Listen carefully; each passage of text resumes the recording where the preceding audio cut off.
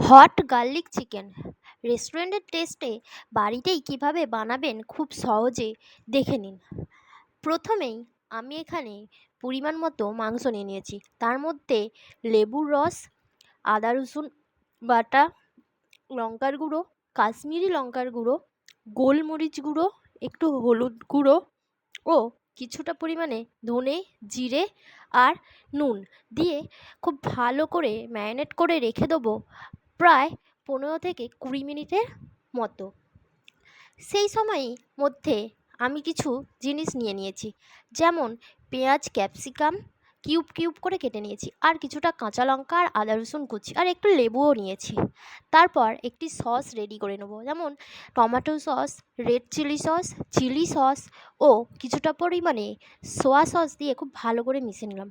ও তার মধ্যে 1 চামচ চিনি ও 1 চামচের মতো গোলমরিচও দিয়ে দিয়েছি। দিয়ে আবারও ভালো করে একবার মিশিয়ে 1 চামচ কর্নফ্লাওয়ার দিয়ে মিশিয়ে রেখে দিয়েছি। এইদিকে 15 থেকে 20 মিনিট হয়ে যাওয়ার পর মাংসে কিছুটা পরিমাণ কর্নফ্লাওয়ার ও ডিম দিয়ে ভালো করে মেখে নিয়েছি। তারপর কড়াইতে সাদা তেল গরম করে নিয়েছি ও একটু সর্ষের তেলও দিয়েছি। দিয়ে খুব ভালোভাবে গরম করা হয়ে গেলে মাংসগুলো একে একে দিয়ে দেবো। দিয়ে খুব ভালো করে ভেজে একটি অন্য জায়গায় তুলে রেখে দেবো।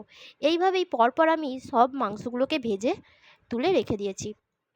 তারপর ওই তেলের মধ্যেই আদা রসুন কুচি ও কাঁচা লঙ্কা কুচিটা দিয়ে একটু লাল লাল করে ভেজে নেবো। তারপর ক্যাপসিকাম ও পেঁয়াজটাও দিয়ে হালকা করে একবার ভেজে নিয়ে যে সসের মিশ্রণটি করে রেখেছিলাম সেইটাও দিয়ে দিলাম। দিয়ে একবার ভালো করে মিশিয়ে মাংসগুলো দিয়ে দিয়েছি। দিয়ে ওপর দিয়ে কিছুটা লেবুর রস দিয়ে দিলাম। দিয়ে ওই 1 মিনিটের মতো ফুটিয়ে নিয়েছি। তারপর একটি অন্য জায়গায় ঢেলে নিয়েছি। দেখুন কতটা সুন্দর লাগছে না? এইভাবেই খুব সহজেই কিন্তু এই রান্নাটা হয়ে যায়। জিরা রাইস কিংবা ফ্রায়েড রাইস সবের সাথেই কিন্তু দারুণ যায়। আশা করি এই রেসিপিটা আপনাদের ভালো লেগেছে। ভালো লেগে থাকলে অবশ্যই চ্যানেলটিকে সাবস্ক্রাইব করে নেবেন আর লাইক, কমেন্ট, শেয়ার করতে ভুলবেন না কিন্তু। ধন্যবাদ।